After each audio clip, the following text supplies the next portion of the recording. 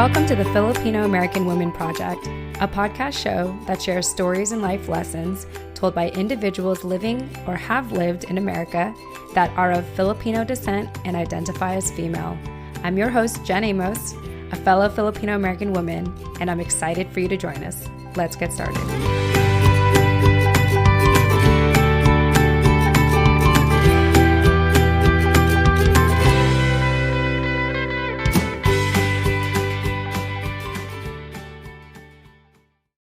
Hi, everyone. Jen Amos here, your co-host for the Filipino American Women Project podcast show. And as always, I have my lovely co-host, Nani Dominguez. Nani, welcome back to the show.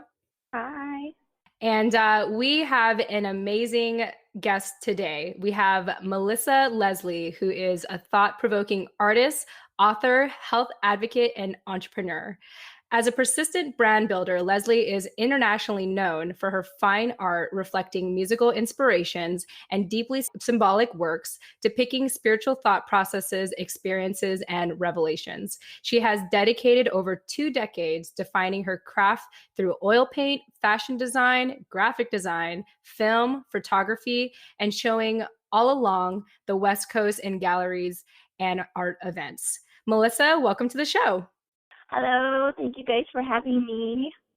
Yes, it's our absolute pleasure. Let's go ahead and start by having you share, how did you hear about this project and why did you choose to join us today to share your story?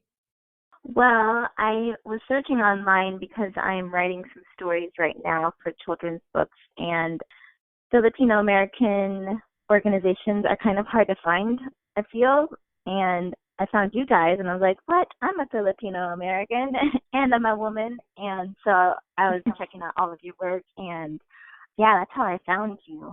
I'm trying to connect more with Filipino American organizations because in the Midwest where I grew up, there was literally me and my mom and my brothers, and that was it. So it's nice to know that there's other people like me. That's very awesome. I tend to find that with a lot of us, we either come from like one or two backgrounds. One where we're completely immersed in the Filipino community because we have our like entire family that immigrated from the Philippines and you're just kind of in that community. Or there's the other side where you're sort of planted in, for lack of a better term, like a white community and you're constantly True. you're constantly being asked like, so what are you, where are you from, and la la la, and you really have to live this uphill battle of having to constantly explain yourself, but along the way you do become articulate. So I think there's good and bad things to that experience, but I think you become just a little more charismatic because of it. And so how long have you been living in the West Coast now? I moved out in 2004 to the Bay Area, and then I've been up and down the coast for the last, 14 years, 18, something like that. Wow. Yeah. What made you choose to uproot your life from the Midwest and come to the West Coast? Well, being a minority out there was pretty rough. There's a lot of racism, and being an artist too was a big push for that. And so I was like, San Francisco is the place for me. And when I got there, I was just like, oh my goodness, I feel like I'm at home. There's so many different cultures and culinary art and just artists in general. So, I mean, artists already are kind of like subculture. And then just being a Filipino American out where there's a sea of white people and English speaking and there's not much going on. Yeah, I tend to find that most people who are creative tend to gravitate toward metropolitan areas. Like a lot of our interviews this month have been from people living in New York City or around that. And then, of course, the Bay Area is, I've never been there, but I'm aware that it's also a very artsy community as well. And then if not that, there's LA. So it seems like a lot of us tend to gravitate to those type of places, especially for creative. Yes, definitely. I'm a Bay Area native, Oakland born and raised, and I can definitely attest to that. Lots of diversity here and lots of creative minds. Yes, I remember going out to Oakland for some jazz. Yoshi's, it's like a jazz club. Oh, yeah, I actually had my birthday last year there, my birthday dinner. Nice. I love that. Yeah, place. I love Yoshi's. The the interesting thing about this podcast show is that I've never been to the Bay Area, and yet most of our listeners are actually listening from the Bay Area. So it's kind of like, Yeah. I think with enough listeners, I might go visit there one day, and maybe we'll have a live show. Yes, you Yes. definitely have to plan on that. We're going to get a whole to-do list ready for you to Yeah. introduce you to the Bay. I would love that. I would love to like show up and someone just show me around. Like that's great. Yes, I'll My be your sister. tour guide. Perfect.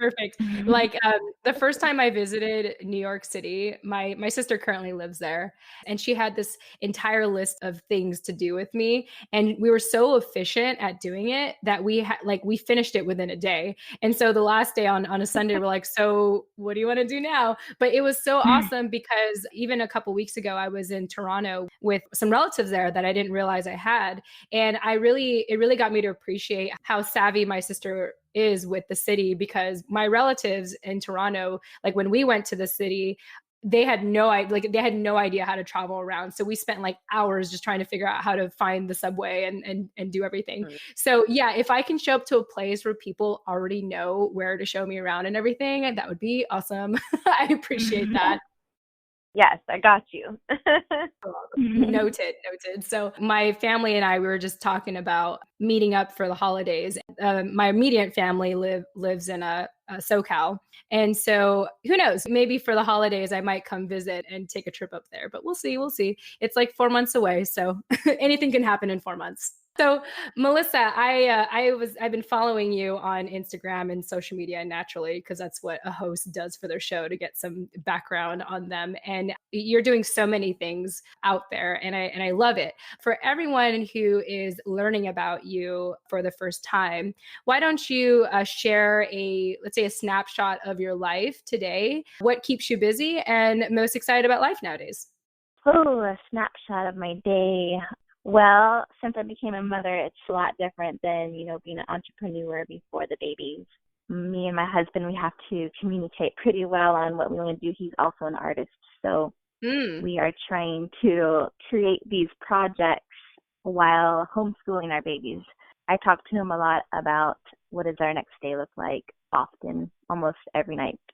And because he cuts commercials too, so sometimes he gets like 20 commercials that he needs to do like in the next day, and then I'll be like, okay, so I'm going to be spending the next couple days with the babies straight up.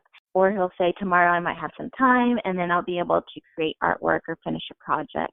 So it's a lot of like balancing every day on a whim and figuring out what we want to do with our priorities, because we want to spend quality time with our babies also, and not just to be so hardcore working.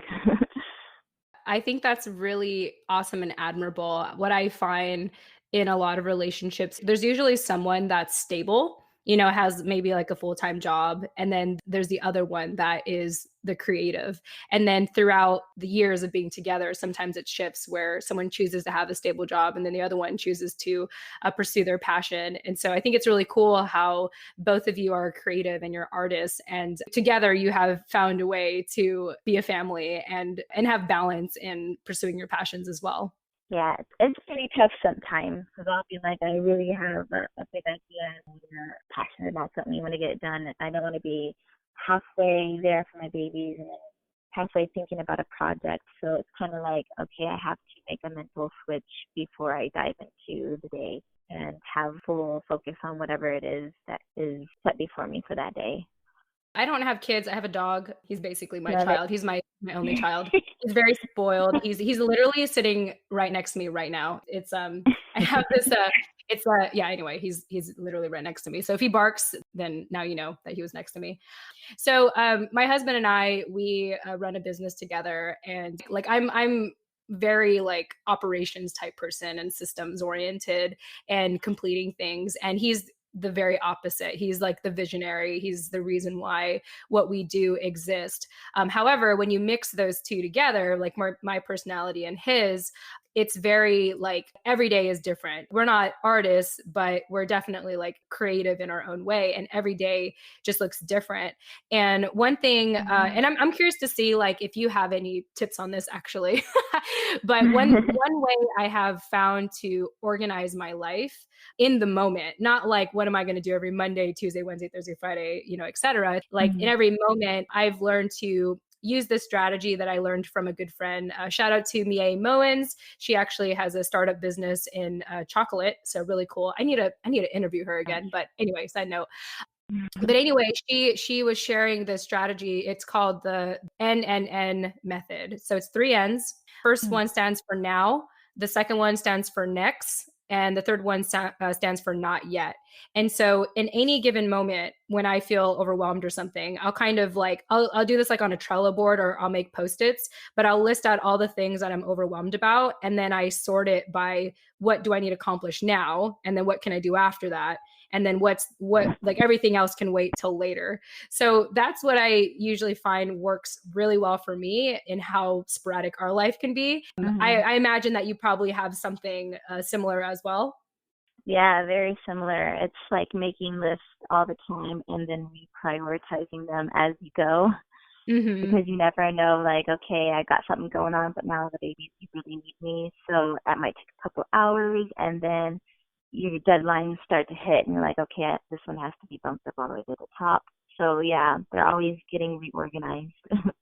I've been in operations. I've been like an executive assistant for the majority of my professional career. So I can definitely relate to that, even though I do not have kids. That lists rule my life. Lists and calendar invites are how I organize my life. And yeah, I mean, I think that's kind of necessary for anyone that's trying to be productive and just trying to stay on top of things. Yeah, I knew you and I were going to be good friends, Nani, when you accepted my calendar invite that first time. Oh yeah, I live by my calendar. Yeah, you'd be surprised. Like I've run into adults who don't know how to accept a calendar invite still. It's quite odd for me. So I have to like either text them or email them or something, but I always appreciate it when people like give me that confirmation that they're going to be there for that time. Especially since we juggle with like a lot of different time zones. So it's like, okay, good. Like this is the time we all agreed on. And if it changes, you mess up the plan and it's going to be so hard to schedule again because everyone lives in different places, I'm just ranting. I'm sorry about that stuff. Well, Melissa, I actually want to backtrack a little bit. This podcast show is really dedicated to, individuals who live or have lived in America, have Filipino descent and identify as female. Part of the reason why you were attracted to the show is you felt like you can relate to the people that were speaking on it and what was, put out on social media. So I'd love to hear on your end why you identify as a Filipino American woman.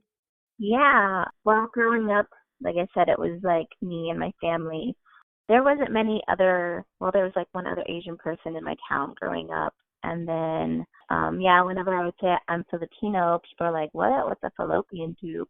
I was like, oh my goodness. It was pretty bad out there. Yeah. So, I mean, just like small stories like that throughout my life.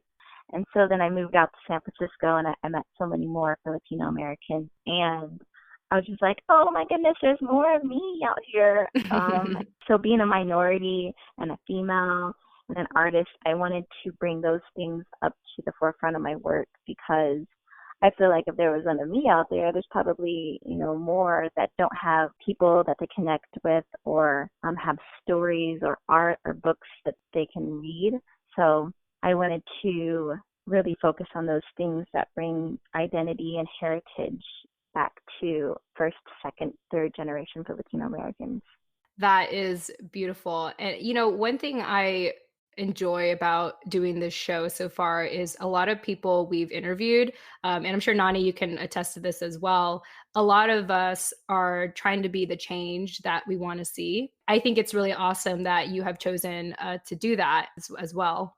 Yeah, it's important for us to support each other too. It's like, because there's so many things that you can get involved with, but like the core of who we are and our identity and, what we're passing on as a family to our friends and to our communities, we have the opportunity to make it really excellent. And I feel like that's what I want to contribute to my community and to my children and their children.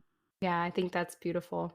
Kind of how you touched on the fact that when you came here to San Francisco, it kind of like opened your eyes and you felt like finally weren't alone, which is interesting for me because I've been here my whole life and still felt very isolated, even kind of being immersed in it, I guess physically or geographically immersed in it. I still feel the same way that you felt having come here and experienced that. And where I find my healing in that is through this podcast and things online. So yeah, I can just relate to that. I feel like for myself, I've learned the way that I wanted to learn about my culture by creating my own stuff, like such as this podcast show. Because in college, I was part of a Filipino organization, and the things that they were addressing were a lot about the injustice that Filipinos have gone through, just about discrimination, lots of these things. It was a lot of addressing those issues and doing marches and stuff. And although all of that is important and valid and so needed, I wasn't angry enough to do that, and I had other experiences throughout the community where I was in and out of it. And then ultimately, also the other thing I want to add is I did take a Filipino American history class in college, but I felt so disconnected to the material and even intimidated by all the facts and figures that would be, in these textbooks, that I almost felt, I don't know, wrong. I felt like, I was like, well, how come this is not resonating with me? But the one thing that has always resonated with me is hearing stories from people that look and sound like me. And so I feel like I've learned so much more about my culture and heritage and everything because of these type of interactions. Nani, you kind of mentioned that as well, like how you've been learning more, like even doing this podcast together. And so part of how I found you, Melissa, was you have a children's book, the Kickstarter that you just launched called Kamusta Baby. And first of all, Yeah. I had learned how to spell Kamusta because of your book. I not that I bought it yet, but like I remember when in a previous episode that Nani and I did, we were trying to search for the book again and try to find your Instagram account. And I put Kamusta with a K-A. Because of you, Melissa, I've learned how to spell Kamusta correctly. Hooray! So thank you for that. And so I'd love for you to talk a little bit about how you did that, because, one of the goals, even for this project, the Filipino American Woman Project, is to get a book done with the collection of all the stories that get told in these shows.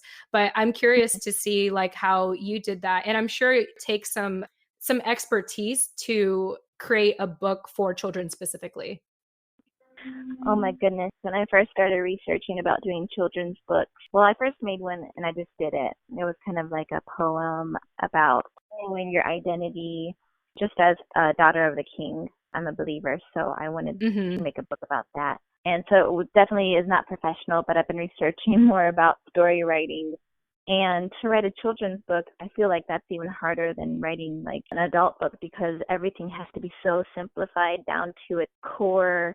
Like, what do you want to get across to the person within like 3 words? So it's been pretty tough. But, going through this process, I wanted to do a Filipino American series, and I wanted to start out basic. So like, what's the most basic form of a Filipino American book? And so I wanted to start as a baby's first words. So that's why I created Kamusta Baby. And just like, what do I want to pass on to my kids? Maybe they won't speak full Tagalog, but I would like them to have remnants of their ancestry. So that's something that I wanted to create for them. I would love if they could be immersed in the language, but I just don't know if that's possible yet unless we move somewhere where they hear it all the time. But I want them to have something like that. Unfortunately, I feel like for myself, I mean, unless I really hire someone who is going to teach me the language, it's not going to happen for me.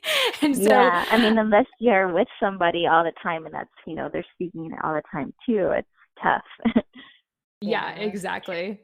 Yeah, I just wanted to ask where that motivation came from, Melissa, to want to provide that kind of background and context for your kids and help them kind of shape their identities as having Filipino descent, and kind of where do you pull that influence from?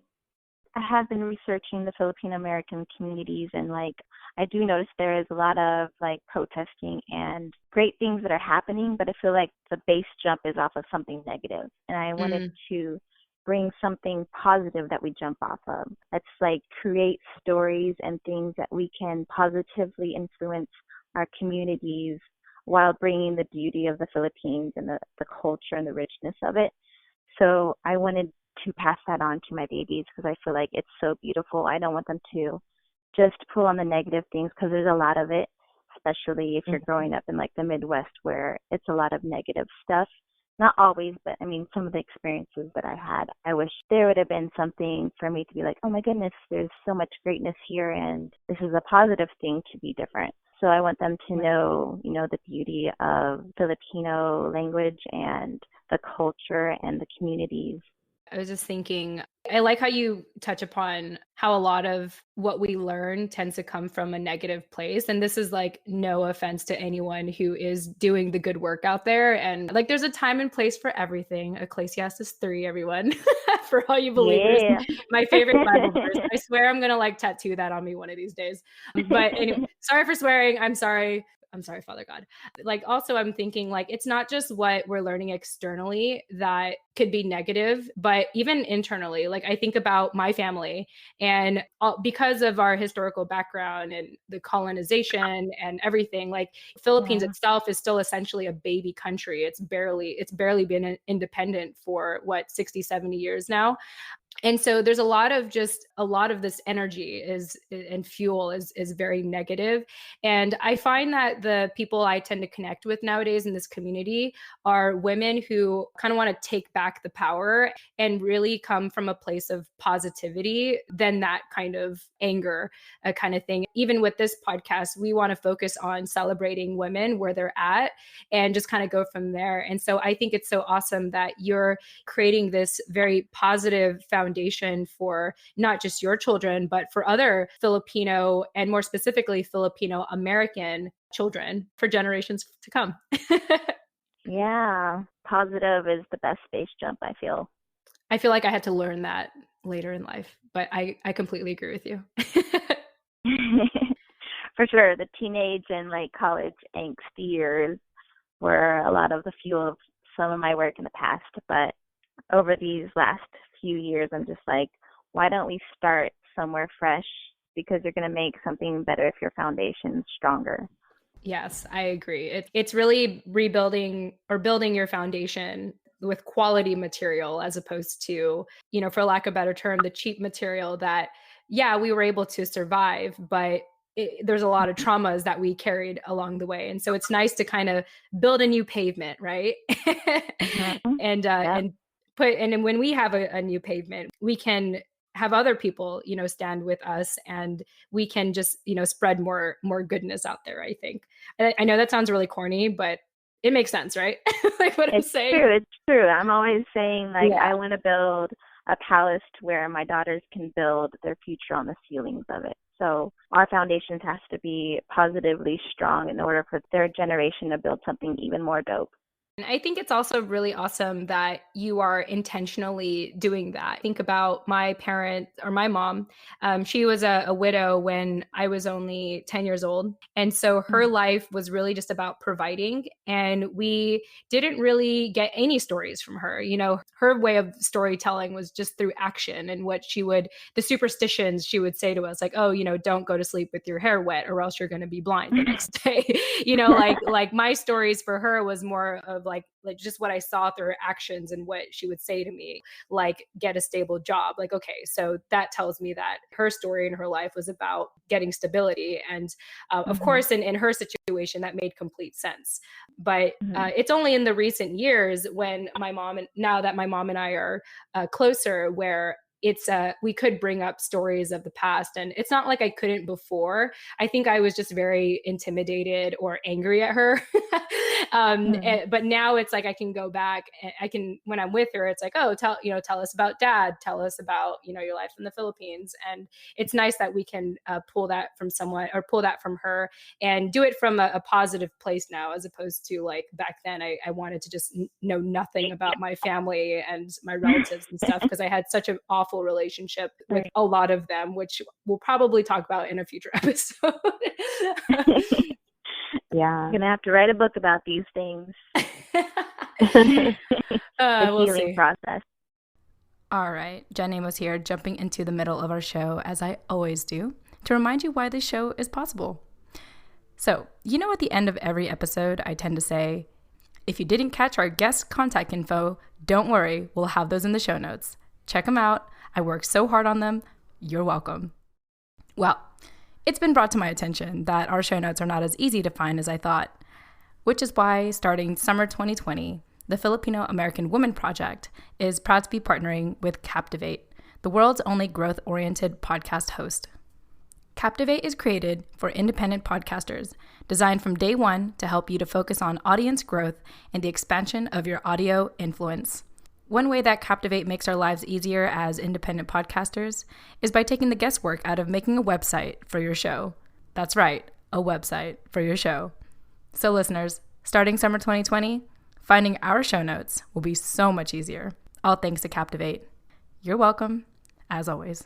If you're about to start podcasting or are getting burnt out from all the extra work of producing one, like building a website, consider a 7-day free trial, that's right, free, with Captivate by visiting thefil-am-woman.com. That's the Fil-Am, short for Filipino American Woman.com. Or, check out our show notes in the meantime, which is in the details section of each episode. Once again, you can visit thefil-am-woman.com or visit the details section of this episode. Yeah, I feel like a lot of what we've been doing on the show and just connecting with other women is this whole like healing process and healing together. And I feel like one thing that'll eventually manifest out of this is like steps on how to find healing and overcome your traumas and, rewrite your story to something more positive. Like, I feel like that's coming. Like it's manifesting. Yeah. So it's I like all of that verbiage. Yes. So good thing that's recorded, because I can just go back to this and pull that verbiage like later. Well, awesome. I want to go ahead and shift gears again and get to my favorite part of the show, which is talking about life lessons and the stories that led to those life lessons. I feel like the reason why we go through life is so we can learn lessons and be an example of a lesson to other people. So, Melissa, when I had asked you what the biggest life lesson you've learned so far in your life that you want to share on the show, you said that knowing how richly loved we are sets up the success of all we are destined to become for our purpose, our value, and so many other good things. And I think that's awesome. And I'd love to get your take on that and what aspect of your life or series of moments in your life that led you to that life lesson. Oh, my goodness. Okay, so growing up in Indiana, I grew up in a household that was not very communicative. And so talking about feelings or anything deep was pretty hard because there wasn't a lot of communicating going on. It wasn't encouraged.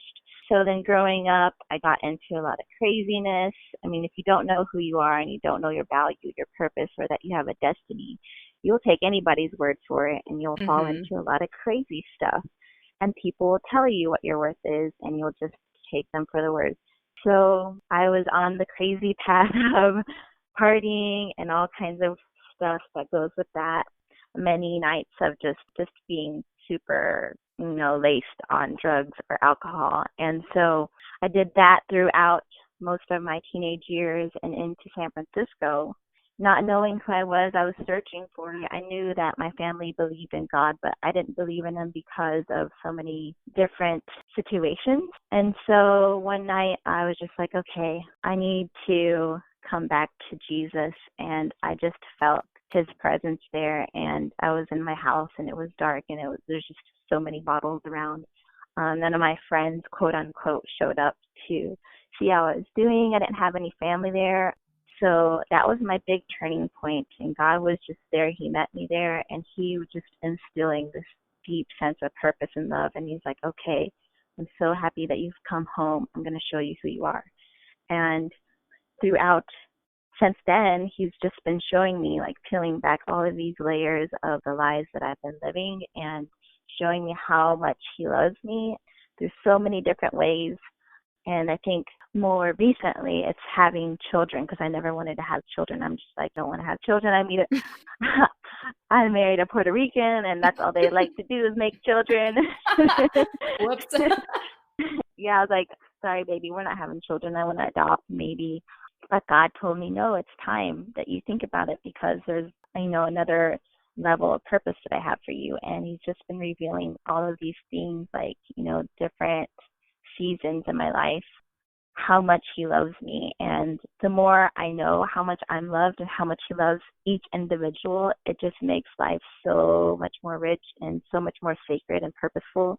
That is big life lesson is, if I would have had that foundation of knowing that identity and the value and purpose over my life younger, it would have done so much more for everything that I want to do now. There's been a few sages, old sages that I've run into through different churches and stuff, even while I was partying, that would just speak these words of what did you just say to me? And just have me bawling. And these different characters in my life have always spoke, they're these little love notes that God just inserts in your life throughout all the different stages to bring you closer to him. He is always seeking us. And it's just love is going to find a way into your heart. And just knowing who you are, your identity, how valuable you are, that would just change the world for me as a younger person. And now that's my big life lesson. And I feel like that's what I'm revealing more and more in my work. Wow. And done. No. Very, very well said. I think that a lot of us in general tend to act based off of what we think we're lacking in life.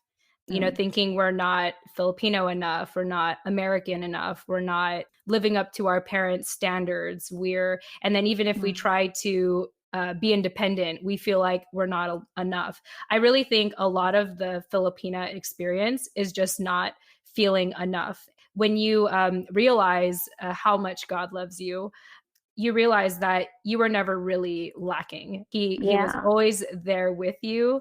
I learned this before, where either of you can articulate this better if you can, but I remember I was a part of this spiritual coaching group it was this year-long experience. It was very intensive, and it was really cool. It was basically unpacking a lot of lies and replacing them with truths and stuff like that. There's a discussion about why did God give Adam and Eve a choice to eat the apple or not? Why did they give him a choice to love God? And we discussed that he gave us a choice because if he didn't give us a choice, then he wouldn't be able to show how much he loves us. And if you don't give a choice, that's not really love. That's like being a prisoner, and so when I love that, no matter what happens in life, and I consider myself a believer as well. I don't know how best way to describe my level of believing, but I just like to say that I have a very solid relationship with God, and he loves me for all my imperfections and all the curse words I say, and just questioning my identity and a bunch of other things. But what I love about my relationship with him, and just so you all know, my part of my backstory too is I lost my dad when I was 10. So I always had a complicated relationship with men in general, and people that came off as father figures. Part of why I would always get fired at my jobs was because most of my bosses were men, and I think I had a problem with it. But the luxury that we have for choice is we're always reminded every time we make a mistake that mistake doesn't define us fundamentally. It's going back to building that solid foundation. That foundation was already there. Beneath what you think is cheap concrete is already God. He's already there. He's already solid. And when you realize that, you don't have to stand on your own 2 feet anymore, because figuratively speaking, he's there and he's your solid. Yeah, for sure.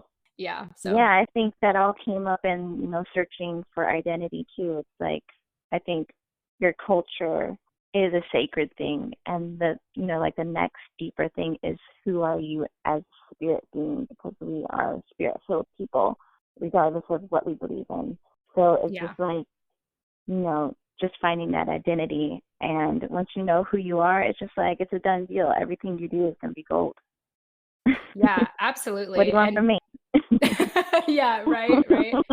Yeah, it's kind of cool. Like, I mean, it's not kind of cool. It's really cool because a lot of the times when I was telling Nani this in a past episode that I do these shows almost haphazardly. I mean, yeah, I have like interview questions and stuff at this point, but it's not necessarily about being perfect on the show. It's about just being an example to hopefully for other people who come on the show or are not ready to come on the show, to see that they don't have to be perfect at doing this, because it's not about perfection. It's just about being you.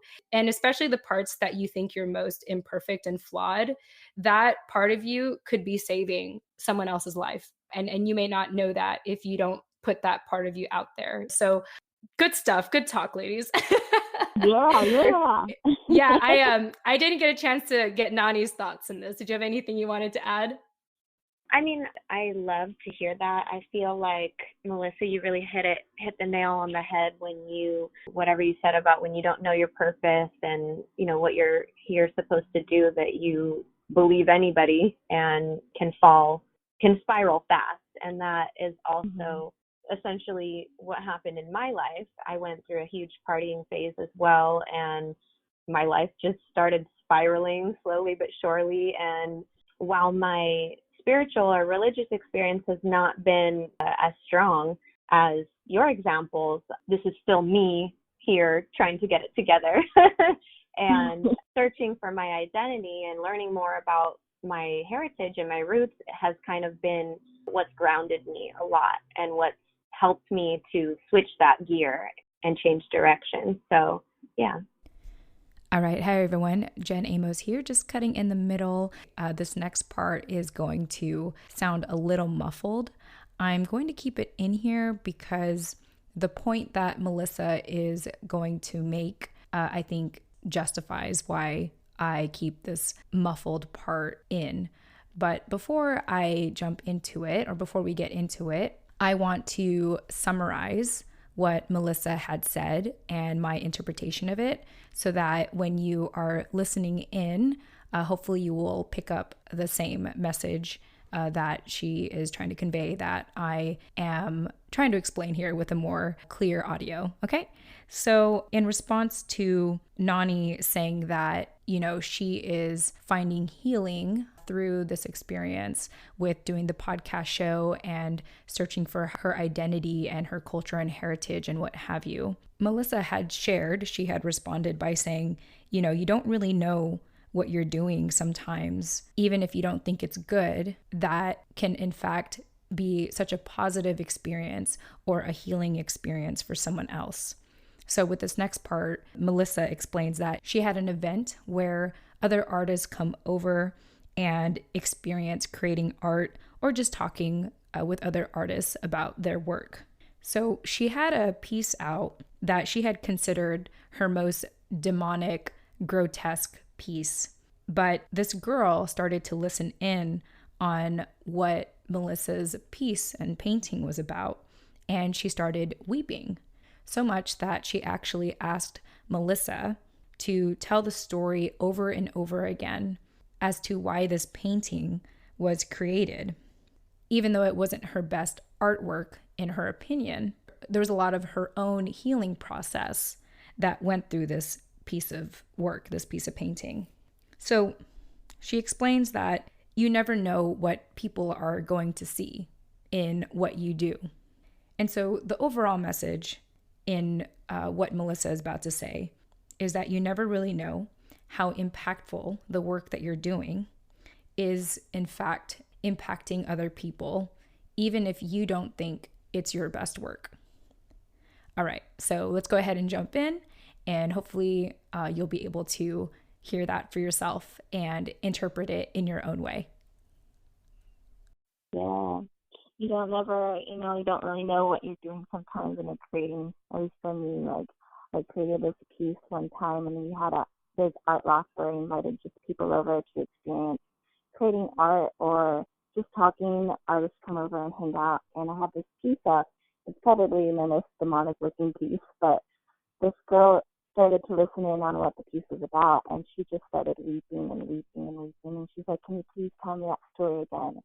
And she was sitting there for like 3 hours having me repeat what was happening in this painting. And it was a part of a lot of my like healing process went through that particular series of work. And you never know what people are going to see. That one's like, probably the most grotesque looking painting, but some people will find healing in, what you think is not your best work. You never really know what you do until, somebody's just weeping for hours in front of your work. I love that. I'm grateful to just be at a place where I could just be me, because I already know that I'm loved, and I know that there's only one person I really need to report to and please and everything. So if other people actually come forward, like if people are direct messaging me on Instagram about project or anything else and saying how much the things that I've created had impacted them, I'm not living for that. I see it as like awesome feedback that like, oh, cool. Like one, this was a healing experience for me, but two, it was able to help someone else. And that like, I didn't live for that, but that's so awesome that it did help someone else. Yes, for sure. I mean, that's what we do. We live for each other too. Our audience is one, but it's so much greater when you can pull everybody up another level. Yeah, absolutely. Yeah. Well, I feel like we had such an awesome conversation talking about where we came from and talking about the importance of telling your story and knowing how much you are loved. I've really enjoyed this conversation. For any of our listeners, if this show resonated with you in any way, you're more than welcome to check out our show notes to see how you can get a hold of us. You can actually leave us a voice message or shoot us an email, or you can DM us on Instagram. Or we actually, I don't bring this up very often because I'm not active in it, but not lately at least, but we actually have a Facebook group. And I've kind of like steered away from Facebook after a while because like my mom sees everything on there. And I feel like I've, in a weird way, got turned off by having family seeing my life. I don't know. That's probably something we can discuss in another conversation. But anyway. I would love to discuss that. Yeah, well, I'm sure we'll have future discussions about that. But anyway, I kind of just post, like, whenever we have a podcast out, I just post it and that's it.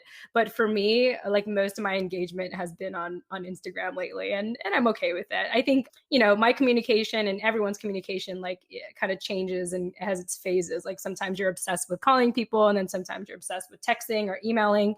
For me right now, it's Instagram, and, so be it. But if you are on Facebook and you are into Facebook groups, and I apologize that I'm not into it lately, but we do have a Facebook group. You can join it. You just have to look up the Filipino American Woman Project Community, I think. Just DM me if you want details. Maybe I'll add it in the show notes. I don't know. Anyway, we have a lot of ways you can get a hold of us. That's what I'm trying to say. Melissa, do you have any closing thoughts? I know that with your Kickstarter, you mentioned that you are open to maybe feedback and suggestions for your work. I'd love to have you kind of talk about that if you'd like. So I am creating Filipino American series of children's books right now. This first one is the Kamusta Baby, which is baby's first Tagalog words in Tagalog and English. And then there's also an activity book that goes with it, so you can have, activities for pre-K kids. And I am also releasing another activity book based on my first book, which is Princesses with Purpose. It's a little more like a devotional, critical thinking for spiritual and emotional processing. And it also has, coloring pages and fun things for kids around 3 to 7.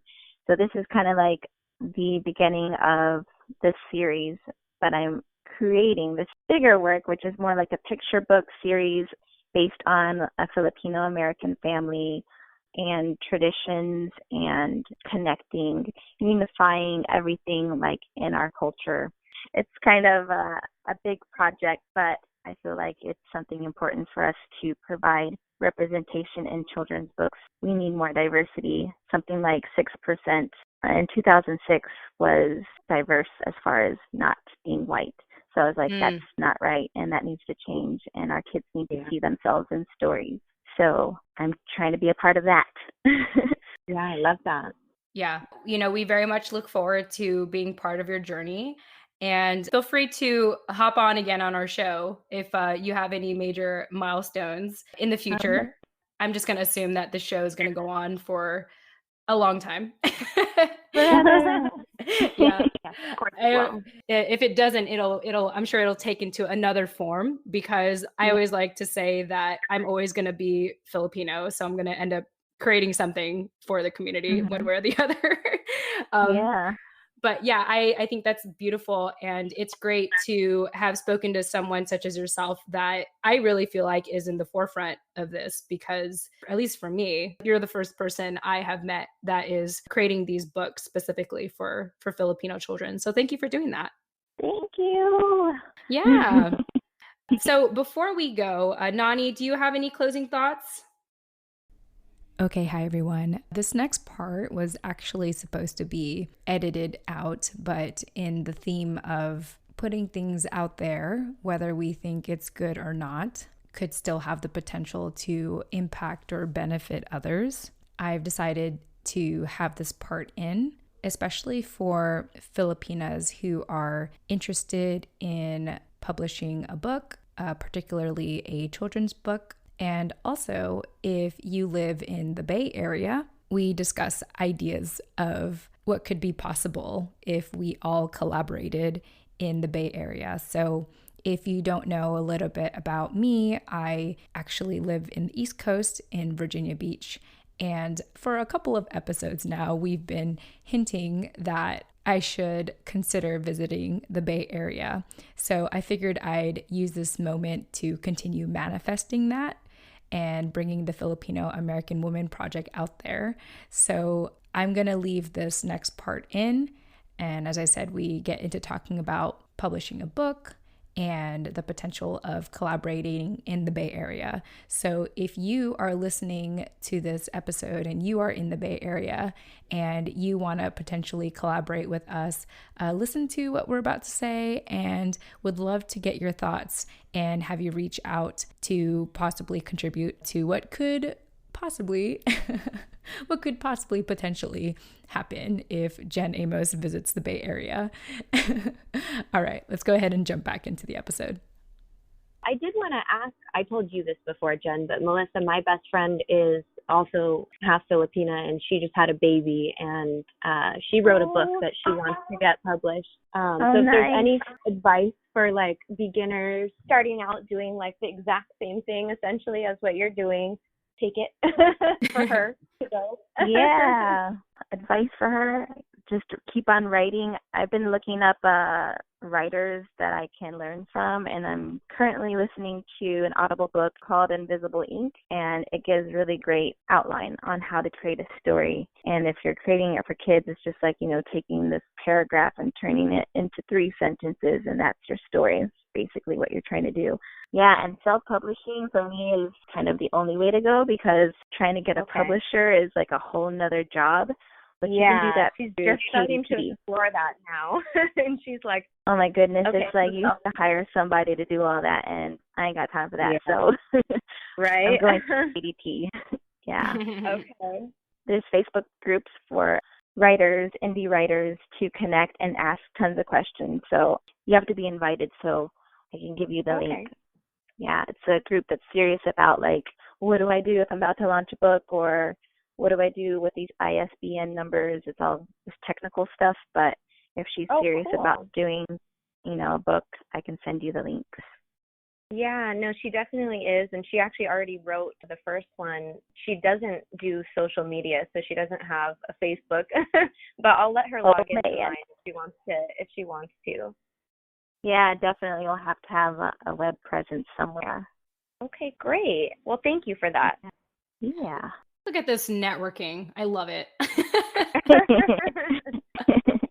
I'm so proud of us. Yeah, and maybe we could do a group talk if she does eventually get it out there. That'd be cool. I'd like to talk to her. I'm sure by the time that Jen makes her way to the Bay Area, she should have her book published. So I think that would work out great, actually. We should count on that. We're going to have to do like a big book release convention. Oh yes. Ladies. That'd be dope. That okay. No pressure, Jen. Oh no pressure at all. I'm more inspired. Like I love that. But yeah, like that would be so awesome. Not just coming up there for like a podcast show, but maybe bringing other Filipinos together and whatever art or creative things that they have that they're contributing to the community to have us all come together. I think that would be so awesome. Yes. I love it. I love it. Count me in. I will be a part of that. Okay, cool.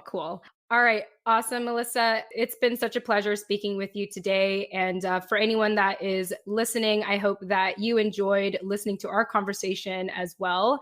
And as I mentioned, if you want to add to the conversation or provide any feedback or what have you, just check out our show notes. We'll have all the ways you can contact us. Also, Melissa, if anyone wants to get a hold of you and learn more about your Kickstarter and your books and all the amazing things that you're doing, how can they do that? The best way right now would be my website, which is melissaleslieq.com. And then I'm also on Instagram at melissaleslieq or melissaleslieqart, which is more of my fine art-based stuff. But yeah, I'm also on Facebook, but you can find everything on my website, which is melissaleslieq.com. And of course, my Kickstarter. It's on the front page. Yes, that's one of the first things I noticed when I went on your website was your Kickstarter. Yes, there it is. Awesome. And listeners, if you didn't get that, don't worry. That will also be in the show notes. I'm just so generous to our listeners. I just put everything there and I just set you up for success. So you're welcome. Nani, thank you for co-hosting with me as always. I really appreciate it. You don't have to thank me, Jen. Okay, I will demand it from now on. You are no longer appreciated. Oh, but thank you anyway for the acknowledgement. Yeah, it's totally joking. All right, listeners. Thank you all so much for listening. Thank you, Melissa. Thank you, Nani. Thank you, both of you, for being on. We are so excited about this project and everything else that's going on. And we look forward to featuring more amazing women in upcoming episodes. So until then, we'll see you all next time. See you next time. Bye. Thank you for having me. Thanks, Melissa. We appreciated having you. And there you have it, everyone. Thank you so much for listening. Please subscribe if you'd like to hear more stories and life lessons told by the Filipino American woman. If you're interested in sharing your story, please contact us at thefilipinoamericanwoman@gmail.com or find us on Instagram at thefilipinoamericanwoman. Until next time.